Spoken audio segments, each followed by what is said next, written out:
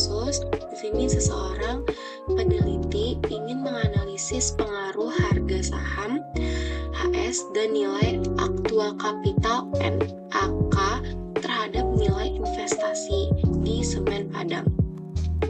Jadi di sini peneliti hanya meneliti di satu tempat dari beberapa tahun mulai dari 2000 sampai 2015. Data tersebut tersedia pada sheet 1 di Excel. Di sini.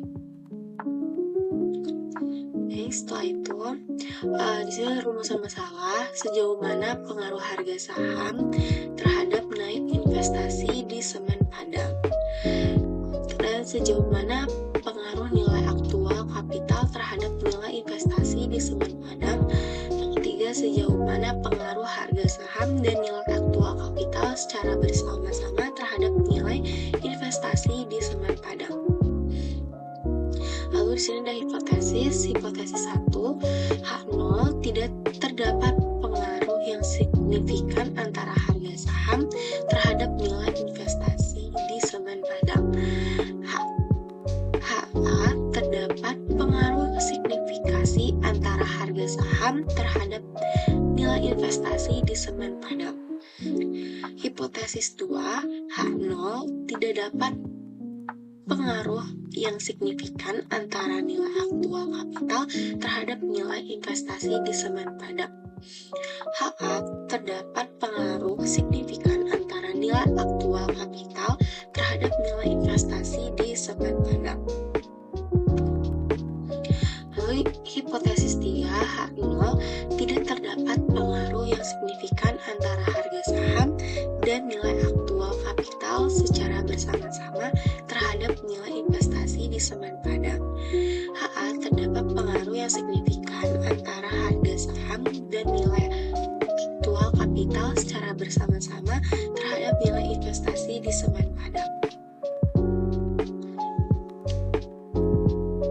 Lalu kriteria penguji di hipotesis 1 dan 2, H0 diterima jika T hitung lebih kecil dari T tabel atau min T hitung lebih dari min T tabel. HA diterima jika T hitung lebih besar dari T tabel atau min T hitung lebih kecil dari min T tabel. Lalu hipotesis 2, H0 diterima jika F hitung kecil F tabel atau min F hitung besar min F tabel. HA diterima jika F hitung lebih besar dari F tabel atau min hitung lebih kecil dari min F tabel. Lanjut kita pencet Word file di sini. Di sini dia ada beberapa data. Yang pertama ada time series, data yang dicatat secara berurutan sepanjang waktu digunakan untuk menganalisis pola masa lalu guna memprediksi nilai masa depan. Lalu ada cross section sampel pada satu titik waktu tertentu atau periode waktu singkat. Yang ketiga itu ada panel gabungan antara time series dan cross section. Kalau datanya time series, maka kita menggunakan datanya ini ya, irregular frequency. Untuk di sini, kalau datanya menggunakan panel, maka menggunakan balance panel. Karena data kita ini ada tahun, maka kita menggunakan data ini. Dalam data yang kita olah di awal, kita menggunakan tahunnya 2000 sampai 2015. Kalau kita pencet oke. Lalu di sini kita terus. Lalu di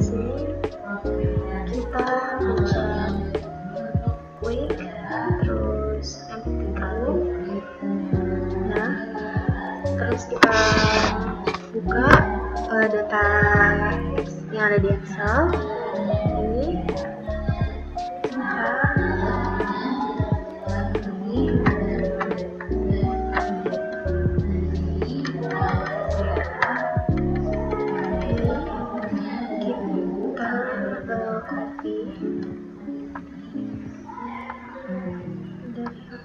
sampai sini. Lanjut, ini datanya kita copy di sini.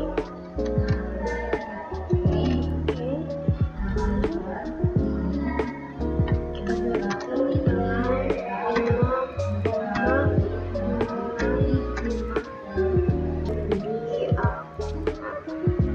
setelah itu kita ganti di sini, kita pencet 6 ini jadi 1. Oke. Nanti tampilannya akan kalau sudah seperti ini, kita bisa pencet silang, terus kita ke estimate question. Di sini kita pencet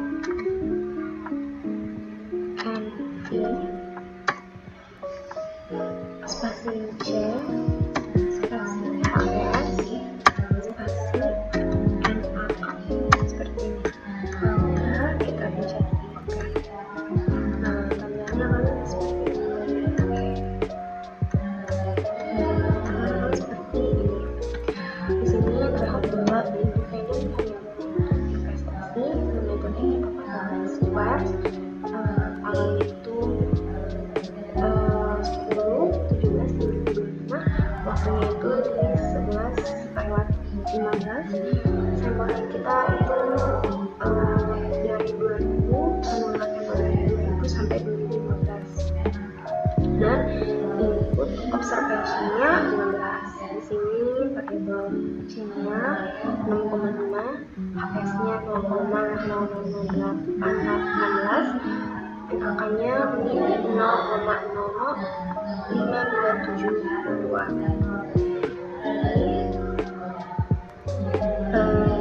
Standar errornya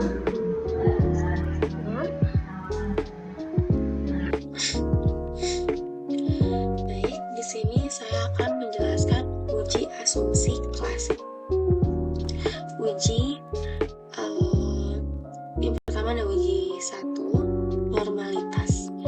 Uji normalitas dimaksudkan untuk menguji apakah nilai residual yang telah distandarisasikan pada model regresi berdistribusi normal atau tidak. Nilai residual dikatakan berdistribusi normal jika nilai residual terstandarisasi tersebut sebagai besar mendekati nilai rata-ratanya. Tidak terpenuhinya normalitas umumnya dikarenakan adanya nilai ekstrim pada data yang diambil. Dan ini ada metode Jarpet-Bera menguji terhadap residual distribusi normal atau tidak dapat menggunakan Jarpet-Bera test. Caranya pada jendela equation bersamaan 1 klik view residual distribution.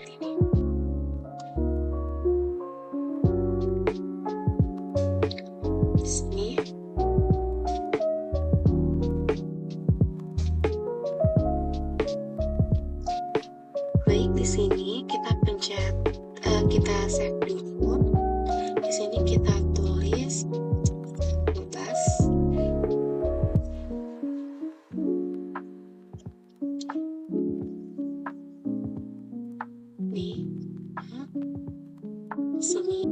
Di sini kita klik view, kita trik residual diagnosis. Di sini kita pencet views, lalu kita pilih residual diagnosis, kita pilih histogram. Baik, dari hasil ini uji titas ini probabilitasnya kecil dari 0,0 Jadi kalau kecil dari 0,25 model ini tidak diterima. Lalu bagaimana caranya? Akan keluar hasil sebagai berikut. Keputusan redistribusi normal tidak hanya residual secara sederhana dengan membandingkan nilai probabilitas JB hitungan dengan tingkat alfa 0,05 atau 5% apabila prob JB hitung lebih besar dari 0,05, maka dapat disimpulkan bahwa probabilitas hitungan sebesar 0,003 kecil dari 0,05 sehingga dapat disimpulkan bahwa nilai distribusi normal yang artinya asumsi klasik tentang kenormalan tidak terpenuhi.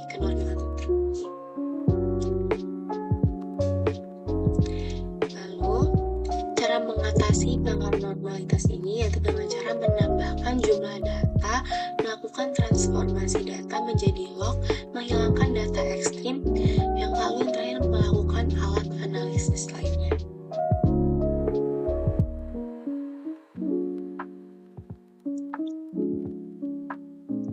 Lalu di sini yang kedua ada multikolinearitas.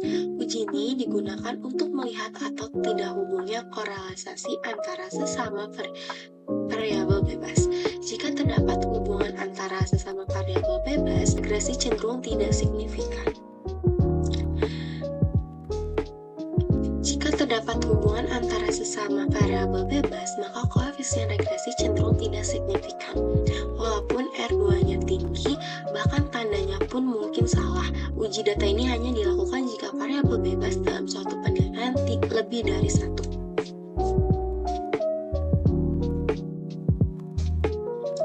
View. Lalu di sini kita cari gradients.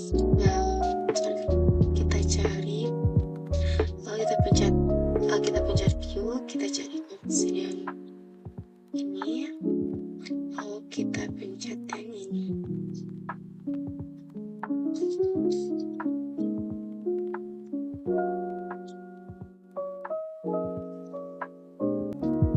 Jadi ini hasilnya, maka akan keluar hasil sebagai berikut. Jadi hasil uji multikolinearitas dapat dilihat pada tabel kolom center fifth ini. Nilai fifth untuk variabel HRG dan kurs sama-sama 2,033 karena nilai VEF dari kedua variabel tidak ada yang lebih besar dari 10 atau 5. Banyak buku yang menyatakan tidak lebih dari 10, tapi ada juga yang menyatakan tidak lebih dari 5. Maka dapat dikatakan tidak terjadi multikolinearitas pada kedua variabel bebas tersebut. Lalu cara mengatasi masalah multikolinearitas yaitu pertama dengan memperbesar ukuran sampel, yang kedua menghilangkan salah satu atau lebih variabel bebas, yang ketiga menggabungkan data time series atau cross section, yang keempat melakukan transformasi data.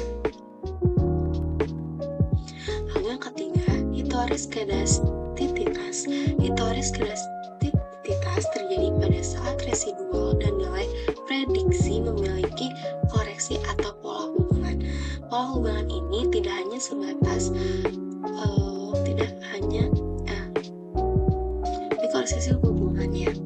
Lalu yang kedua, hubungan yang linier tetapi dalam pola yang berbeda juga dimungkinkan. Oleh karena itu, ada beberapa metode uji heteroskedastisitas yang dimiliki oleh Ophius seperti Branch, Pagan, Godfrey, Harvey, Gleiger, ARCH, White, and dan lain-lain.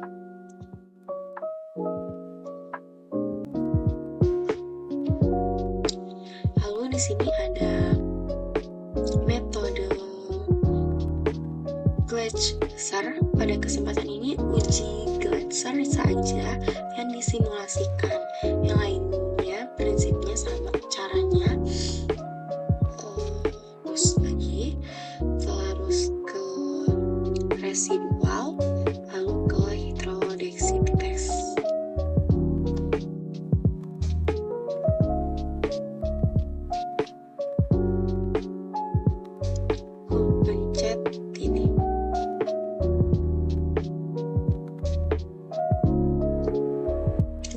Dari data tes heterosidesitas ini, bahwa terlihat probabilitasnya dia lebih dari 0,05.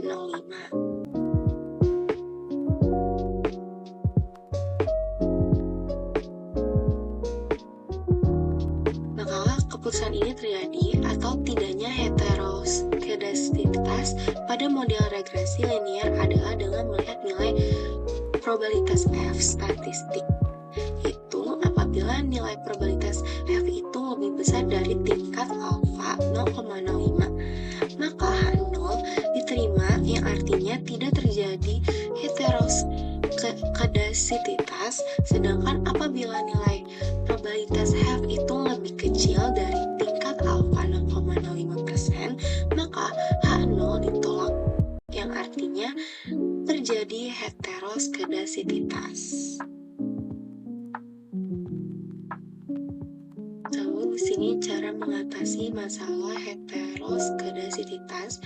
Yang pertama, melakukan transformasi model menjadi regresi logaritma atau logaritma natural. Yang kedua, tambah data. Dan yang ketiga, gabungkan data time series dan cross section. Lalu ada autokorelasi. Uji ini bertujuan untuk mengetahui ada atau tidak korelasi antara anggota serangkaian data observasi yang diuraikan menurut waktu time series. Jadi uji ini hanya digunakan untuk data terbentuk time series. Lalu ada autokorelasi. Uji ini bertujuan untuk mengetahui ada atau tidak korelasi antara anggota serangkaian data observasi yang diuraikan menurut waktu time series. Jadi uji ini hanya digunakan untuk data terbentuk time series. Ini dia berubah jadi cross-coverse correlation LM test. Diterima, yang artinya tidak terjadi autokorelasi. Sebaliknya apabila probabilitas F itu lebih kecil dari 0,05%, maka dapat disimpulkan terjadi autokorelasi. Cara mengatasi autokorelasi, yang pertama ada melakukan transformasi model menjadi regresi logaritma atau logaritma natural. Yang kedua itu bisa diasumsi klasik. Ternyata model yang diestimasi tidak memenuhi persyaratan terbebas dari normalitas. Oleh karena itu diperlukan penyembuhan terhadap model regresi linear yang akan digunakan. Lalu guna memenuhi asumsi adanya normalitas, salah satu cara yang dapat digunakan adalah melakukan transformasi model dari model linear menjadi log linear. Ada langkah penyembuhannya. Pertama kita